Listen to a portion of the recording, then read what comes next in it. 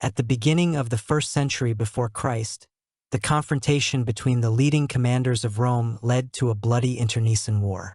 A natural consequence of the conflict was the creation by one of the commanders of an independent state with its own senate and army. The amazing successes of Roman arms could not bring peace to the most powerful state of the Mediterranean. After the destruction of Carthage, the conquest of Greece and the defeat of the Germans, Roman commanders began to find out the relationship between themselves. The ambitions of the winner of the Cimbrians, Lucius Cornelius Sulla, was supported by the party of Optimates, supporters of the Senate aristocracy. He was opposed by supporters of the savior of the fatherland, Gaius Maria Senior, who relied on the party of Populars, representing the interests of the plebs. In the 83rd year of Christ, a bloody civil war broke out. As a result, tens of thousands of legionaries and residents of the Republic died not at the hands of enemies, but at the hands of the weapons of their compatriots. By the beginning of the feud, Quintus Sertorius was not even 40 years old. But it was already an established commander who passed the necessary stages of the Roman military service. He took an active part in the conquest of Iberia and in the suppression of the revolt of Italics. Authoritative commander quickly won the trust of ordinary citizens due to honesty and mercy. Quite naturally, he was among the leaders of the Populars. Despite the civil war, in Rome itself continued to operate republican institutions. Elections were held and the semblance of democracy was maintained. But the constant violation of laws undermined the foundations of the former system of power. Henceforth, the fate of the state was decided not in the People's Assembly and the Senate, but in battles between generals. The legions of Lucius Sulla broke the Marian resistance in most provinces. The victors unleashed a powerful wave of repression against their former ideological rivals. Sulla himself became sole ruler of Rome, although he assured that he was acting to save the ideals of the Republic. Lucius Cornelius Sulla can be considered the first emperor of Rome. Long before Julius Caesar and Octavian Augustus, he became a de facto monarch, breaking all previous traditions of collegial rule. However, at the end of his life, Sulla suddenly voluntarily withdrew and delegated power to the Senate. At this time, Sertorius was in Spain. With a small detachment of loyal soldiers, he found himself in an almost hopeless situation. He even had to cross into Africa to save the pitiful remnants of his troops from total destruction. But Sertorius was not going to give up or end his life in exile. He decided to fight to the end.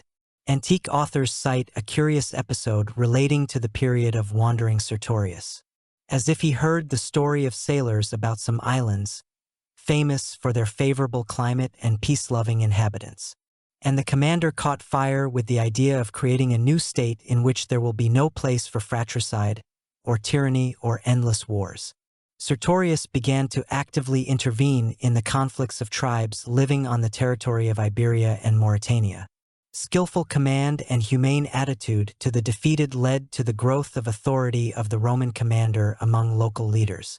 Antique authors, talking about the wisdom of Sertorius and his ability to willingly unite the most diverse people for a common goal, cite the story of the two horses. One Iberian chieftain had long refused to join a unified army.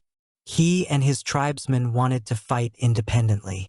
Then Sertorius ordered 2 horses to be brought in.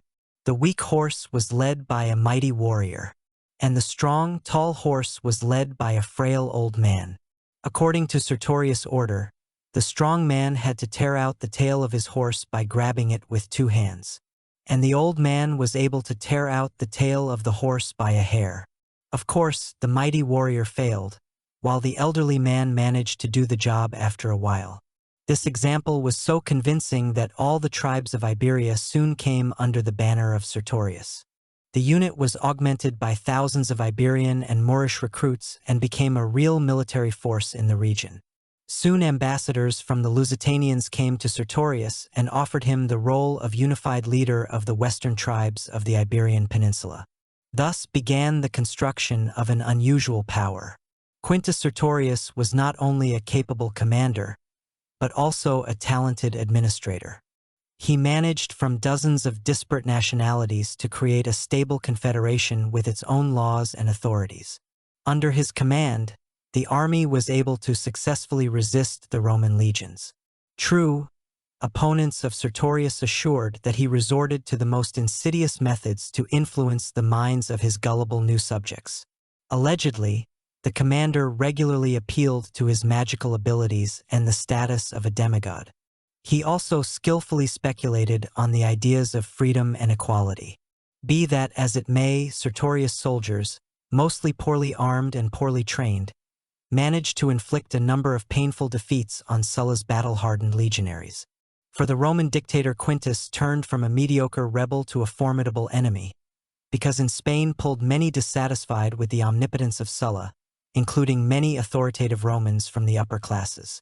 The example of Sertorius inspired and all supporters of the former Roman virtues within Italy itself. Against the Iberian rebels was formed a large army under the command of experienced Metellus Pius. But in the fighting, the winner regularly became Sertorius.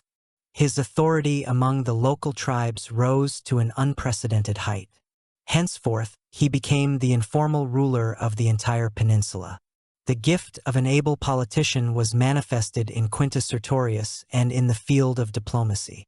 He managed to conclude a favorable alliance with the worst enemy of the Roman Republic, Mithridates Eupator, king of the Pontic state. As a result, generous subsidies in silver and gold flowed from Asia Minor to Iberia. By the 76th year before Christ, Sertorius was at the pinnacle of power.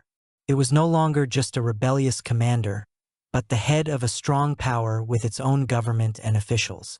Sertorius gave all loyal residents the privileges of full citizens and even began to create various institutions on the Roman model. This included the Senate. A separate school was organized for the children of the local nobility. Antique authors report that the tribal leaders watched with amusement their children, who were dressed in prestigious white togas trimmed with purple. However, detractors believed that the school children were only needed by Sertorius as very useful hostages. With all, the external well-being of the new republic remained an insoluble problem of irremovability of power. The state machine rested solely on the personal authority of Sertorius, and in all key positions had to appoint Romans, who, unlike the locals, had the necessary knowledge and skills, which, of course, generated discontent Iberians. In addition, the authorities of the Eternal City, even after the death of Sulla, did not accept the existence of an alternative Roman Republic. The main enemies of Sertorius were among his inner circle. Authoritarian style of government tired of those who longed to become something more than an appointee of a powerful leader.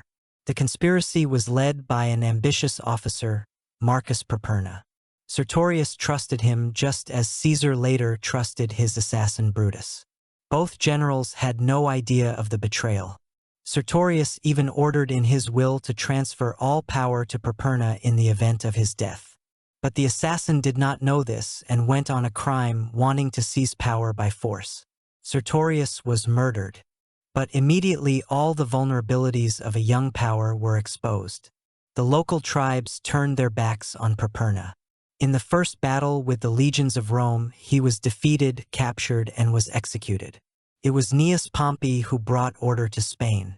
This reasonable man granted amnesty to most of the Sertorians and brought the peninsula back under Roman rule.